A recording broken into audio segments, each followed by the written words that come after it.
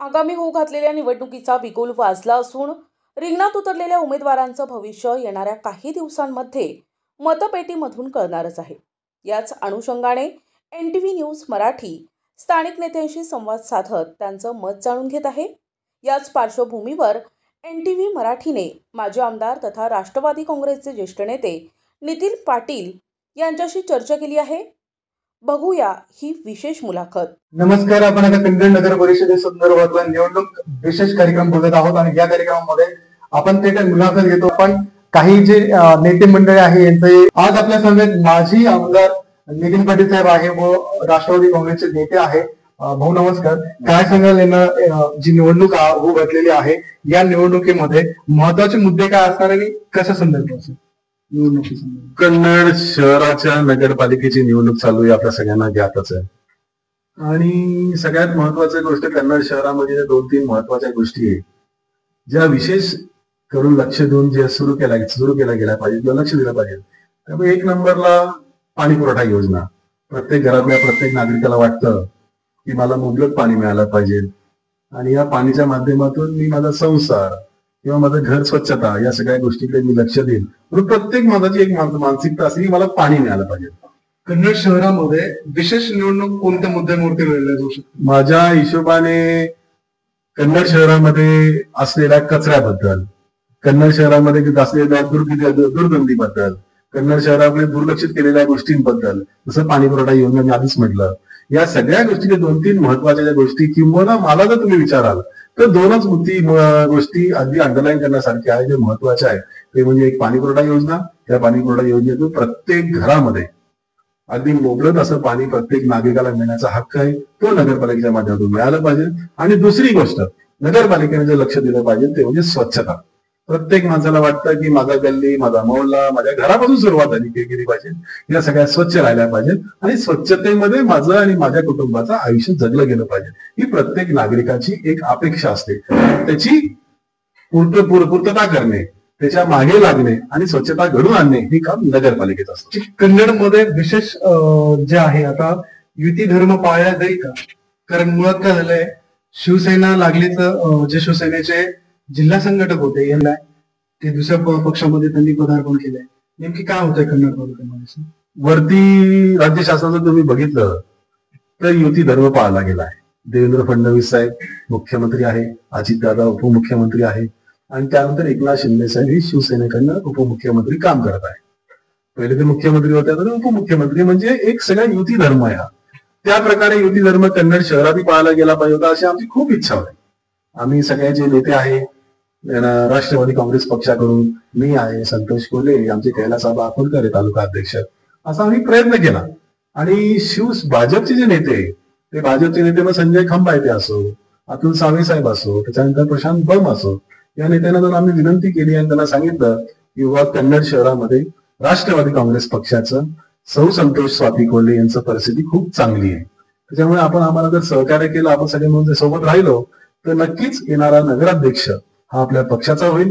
आणि आपल्या पक्षाचा झाल्यानंतर नुसतं राजकीय बेनिफिट न घेता त्याच्यामध्ये लोकांसाठी ज्यांनी आपल्याला मतदान केलेलं आहे त्या लोकांच्या विश्वासाला पात्र झाण्यासाठी कन्नड शहरामध्ये ज्या 2 मोठमोठ्या गोष्टी आहेत, त्यामध्ये एक पाणी पुरवठा योजना, जसं मी तुम्हाला पहिले बोललो ती, आणि त्याच्यानंतर मग आपल्या शहरामध्ये अत्यंत स्वच्छता राखण्यासाठी, शहर स्वच्छ करण्यासाठी या सगळ्या गोष्टी आपण करू शकू अशी आम्ही यांना विनंती केली। संतोष कोल्हे सोबत होते, संतोष कोल्हेचे भाऊ आहे योगेश कोल्हे, त्यांचाही नगरपालिकेमध्ये खूप चांगला दाट असा अनुभव आहे, तेही सोबत होते।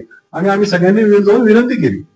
सावेसाहेब मंत्री महोदय त्यांनी आमचं म्हणणं ऐकलं, बम साहेब आमच्या सोबत होते, त्यांनी आमचं म्हणणं ऐकलं, संजय खंबायते साहेब प्रत्येक बैठकीला हजर होते, त्यांनी सगळ्या विषय गोष्टी मांडून बघितल्या आणि म्हणून आता ही युती आमची घडून आली।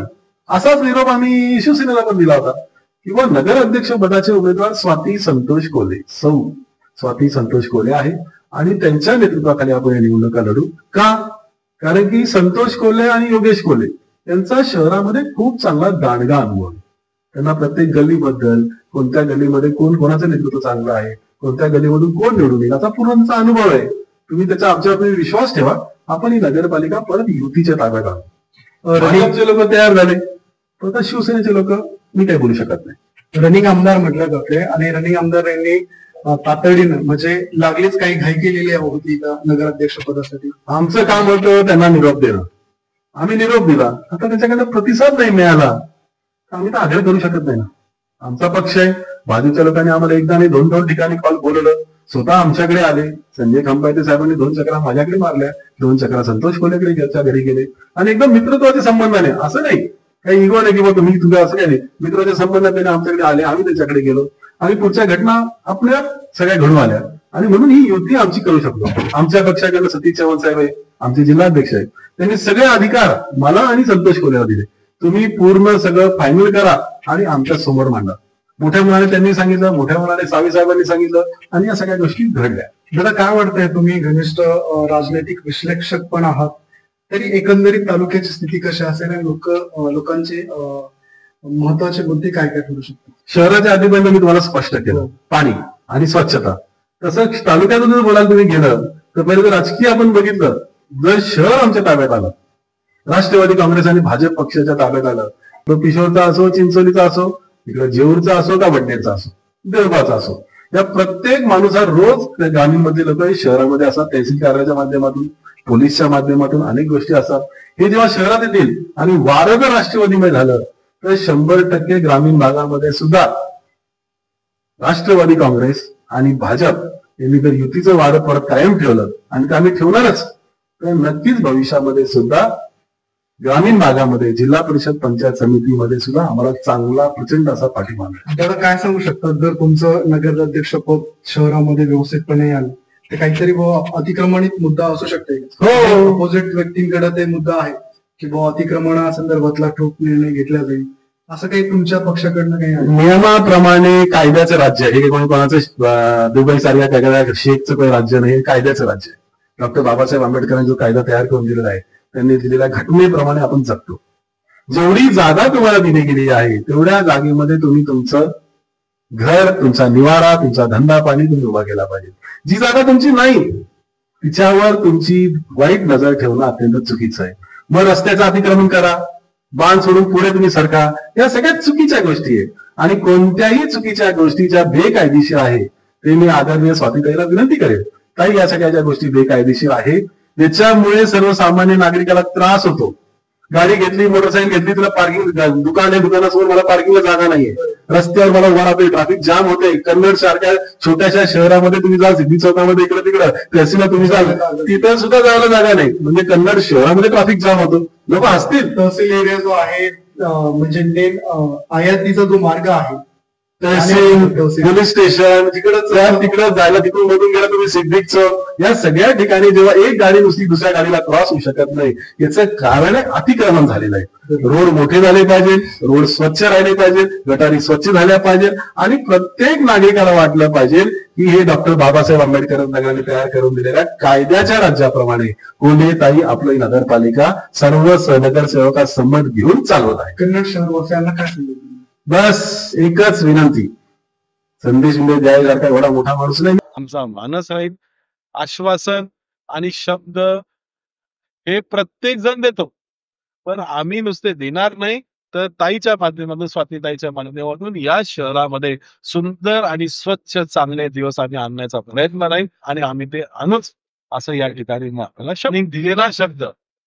तो पाणी पुरवठा योजना असो, त्याच्यामध्ये वाद चालू आहे, कोणीमध्ये सुना टाकली, आंबाडीमध्ये पाणी येऊन पडले, पाईप येऊन पडलेले, ते पाईपाला गवत उकलेलं आहे, जे योजना झालेलं आहे, काम होत नाही. महत्वाचा मुद्दा पिण्याच्या पाण्याच्या संदर्भात होता की पाणी जे आहे ते चांगल्या दर्जाचं पाणी शहराला मिळावं, असा सगळ्याच गंभीर प्रश्न राहिलेला आहे. मी तेच तर तुम्हाला दोनदा तीनदा तेच मला सांगतोय की पाणी पुरवठा योजना ही अत्यंत चांगली सुरळीतपणे प्रत्येक नागरिकाला मुबलक पाणी नगरपालिकेच्या माध्यमातून स्वच्छ पाणी मिळाले गेलं. बंद पडण्याचं कारण काय होतं? काय आता बंद पडायचं कारण? गुलाबराव पाटील साहेब हे पाणी पुरवठा मंत्री हे शिवसेनेचे आहे, त्यांच्या डिपार्टमेंटने त्यांच्या मंत्रालयाच्या माध्यमातून सर्वे झालं, त्याच्या सर्वे झाल्याने त्याचं टीएस झालं, टीएस झालं त्याचं टेंडर झालं, टेंडर मध्ये एका पार्टीला अलॉट केलं गेलं, त्या पार्टीने काम सुरू केलं, काम सुरू केलं, साईडवर पाईप घेऊन पडले, पाईप तुम्ही गिरणीवर गेले का?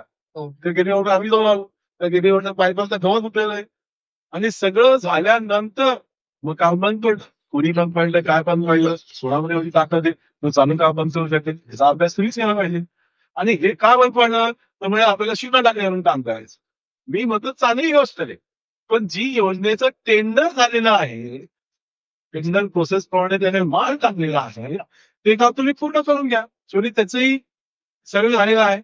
ह्या सर्वे काय असू शकते कारण दोन्ही आमदार यांचं सगळं त्यांनी विचार केला पाहिजे नाही तुम्ही आमदार विचार पाहिजे ना की आमदार मी तुम्हाला सांगतो ना तुम्ही की चालू काम कोण बंद करू शकतो तुम्ही सांगा तुम्ही ताकद कोणाची सगळं झालं बायकोच पडले साईटवर म्हणजे पेमेंट झालं नाही त्याचं त्यांना काही ना काही तर पैसे मिळाले असतील तर पेमेंट असतील ना ते इतक्यात ते सगळं काम ट्रान्सफर बंद पडतो हा सगळ्यात मोठा प्रश्न आहे त्यांना वाटत असेल की बुवा इथलं पाणी योग्य नाही आंबाडीचं त्यांनी शुगानचं पाणी आणायचं ती चांगली गोष्ट आहे ही योजना पूर्ण पण करून द्या ना ऑल पाठी हो याकडे पाणी आलं ऑलसाठी त्यानंतर बदल तालुक्यामध्ये शहरामध्ये असायला पाहिजे कारण स्वातीताई कोणते हे गेल्या 15 वर्ष ते पण होते अनुभवी आहे प्रशासनावर पकड आहे संघटन चांगलं आहे जितकं स्वातीताई बद्दल बोलावं तेवढं कमी आहे अगदी चांगला अनुभवाप्रमाणे सगळ्या लोकांना सोबत घेऊन चालण्याची हटवती इच्छा आहे म्हणजे ते चांगलं काम करतात आणि आता पक्ष म्हणून